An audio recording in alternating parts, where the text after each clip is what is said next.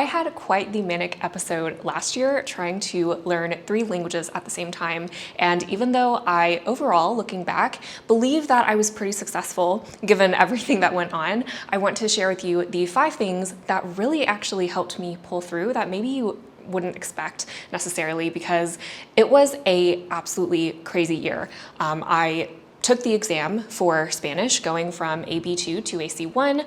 I also went to a language school and went from A2 to B2 in Turkish, and then I went to another language school and went from also around a B2 to around a B2 in Arabic. What have been the top things that I have learned from that experience that would also be translated to my top tips for you out there? One of the most important things that I used to not think was that important was building the tolerance for ambiguity. This is what truly helped me go from being at a plateau and just accepting that I cannot and will not understand everything, and actually getting over that hump. I remember when I was studying for the Spanish exam like crazy, and it turned out that I, even though was working a lot on the output skills like writing and speaking, I wasn't concentrating as much on the input skills, which were listening and reading. So I was in a panic and trying to catch up. It struck me that no matter how many words I wrote on my list, and you guys can see the literal whole notebook of new words that I kept on finding for the C1 exam, they just were never ending. And at one point, I was like, I can write down as many words, I can review as many words as possible, I can read as much as I want to. I mean, I was doing El País, I was reading elmundo.es, I think, for another sort of like news media website. I was like, there just comes a point where I am over practicing and stressing myself out in doing so, and also psyching myself out and tricking myself into even thinking that I will be able to understand everything on this exam, right? Because there, at any level, is going to be a thing or two, or maybe several things that you will never be able to completely understand without having to deduce or infer or ask for clarification on. Yes, I can train all that I want to, but with reading, with listening, in a conversation, I will never be able to understand what native speakers understand. And even native speakers do not understand all the other native speakers of their same language without asking for that clarification, without asking and trying to have to infer what is being said. So then I thought back to whenever I was talking in my best language even. I am a non-native German speaker, but I have taken and I have advanced and taken German university level courses, and it just struck me again that like I can get as good at a language as I want to and as I can. But that is just the spirit of human nature, with all of the pauses, with all of the background noises. And when I'm even reading, like there is just a whole breadth of language that is available in every single language on this planet that we as both native speakers and non-native speakers will have to keep on inferring from and using, right? Of course, a higher level speaker is going to be able to infer more and deduce more. But even from the beginning, that is one thing that I wish I had really reiterated to myself, even though I kind of knew it subconsciously, but I really needed to remind myself of that constantly on my language journey, that my tolerance for ambiguity and accepting and really sitting in that discomfort of not understanding everything throughout all of my different skills, no matter how hard I work, it's actually kind of the beauty of being human, instead of seeing it as a barrier to get to where I want to go. Because the fact is, sometimes we are already at where we want to be at or close to it, but we are convinced that understanding absolutely every single thing is the key to where we want to go, when actually this is how it is to feel human in your language. I think the second thing would be the power of preset questions. And I discovered the power of these when I was especially working on Turkish. Actually, let me show you guys my textbook, preset questions. And those are basically information that you are already looking out for before you start listening to someone. And I really also like this too, because it occurred to me, Even subconsciously, I have preset questions in my head before starting a conversation with someone. For example, when I was introducing myself, obviously you're going to already want to know about this person. What's your name? Where do you live? Where do you come from? There's always some sort of expectant baseline about what you're going to understand about that person, even before you come into conversation with them, right? And when I started to really work more on listening comprehension, this really helped me build up my tolerance for ambiguity with the power of preset questions. Actually, let me try to find what an example of this would be. So you can see here, we were talking more about crime investigation. That was the topic of this chapter in our book. But you can see up here with the preset questions already. And even though they are in Turkish, it's basically asking you, is this information included or is it not?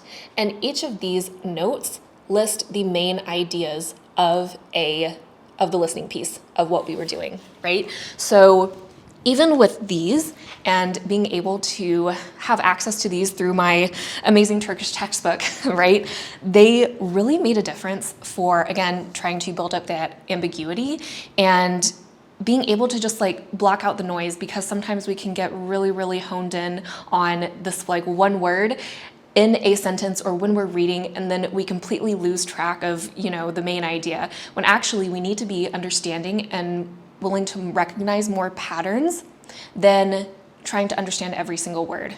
Another thing that I really liked using for Spanish, if I wasn't necessarily filling in, hey, this information was absent from the sort of listening piece, I would simply read something or I would listen to an audio segment, and then I would ask the 5 whys. So who, what, when, where, and why, and give as much detail as possible in order to check my listening comprehension, because of course, at an advanced level, there are a lot of details, and being able to parse and disperse those details and really group them in a logical order so you can relay them back to someone else was something really helpful, and also made the preset questions like not too boring for a more advanced level when I could say more.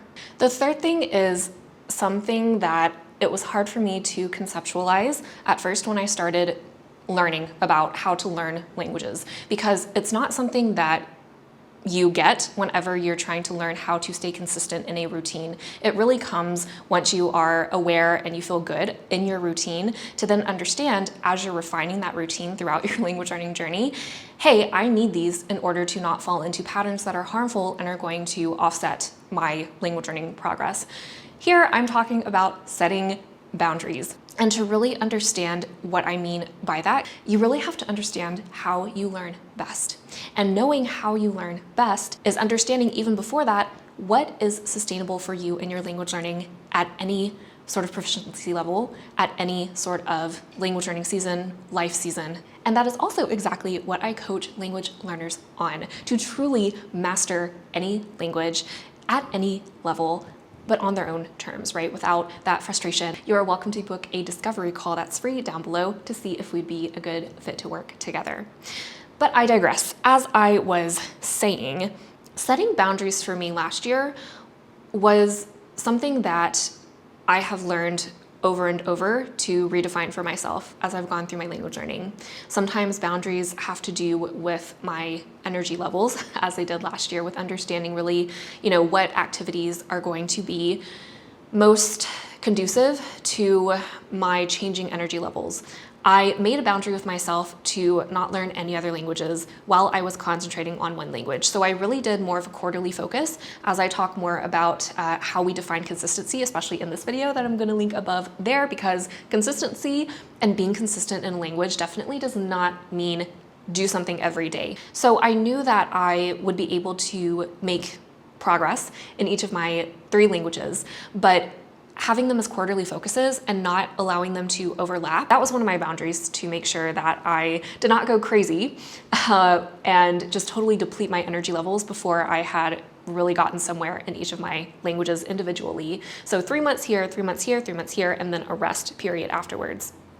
That also meant that I didn't reach all of my language learning goals that I determined for last year. And that was perfectly fine because the goals that I did reach, I'm proud of them. But that was just a boundary, another one for me to make sure that I wasn't getting back into a mindset that really made me feel guilty about not being productive enough. Because, I mean, honestly, productivity, the most productive thing is what is going to be helping you make this language learning journey be sustainable and make you keep going, which really goes into my next point, which is to rest strategically. That might sound obvious. I don't know, it might not, because I feel in the language learning space, especially online and especially on YouTube, there is not a lot of emphasis on resting. And a lot of people mistake it as, well, you can't be consistent if you tell people to take breaks. When you rest, you give your brain and your focus an outlet to be able to process what you were trying to cram into it, right? Sometimes when we step back and allow ourselves to pay attention to another domain in our life, or pay attention to another language that maybe isn't as serious to getting to fluency as this, main focus language that we have in our minds that we're frustrated with, right? Whenever we come back to that main focus language, it can really have a sense of renewal for our brains and being able to digest, process, and then actually apply that information, plus also a renewed motivation for reaching our goals, right? Because all of that is so integral. And being able to tell myself, I'm not going to travel all around Turkey. I'm not going to travel all around Jordan. That included nourishing my body and eating the right things. That included getting enough sleep instead of staying out, past midnight, like some of the other students were doing at the school that I was going to. Those all were me resting strategically so that I could do what I set out there to do at the school. People who like to be high achievers, maybe they had a identity that led them to really tie their success to how they performed in academics, right? I've had that mindset, that identity for a really big while that has influenced how I see success in my language learning. And when I allow myself to feel that success, but understanding that in being a high achiever, I don't need to earn rest. It is already always there for me, and it should be always there for me because I'm human. That has been life-changing for my learning, and it really helped me keep myself afloat when I was going through a really intensive time from last year.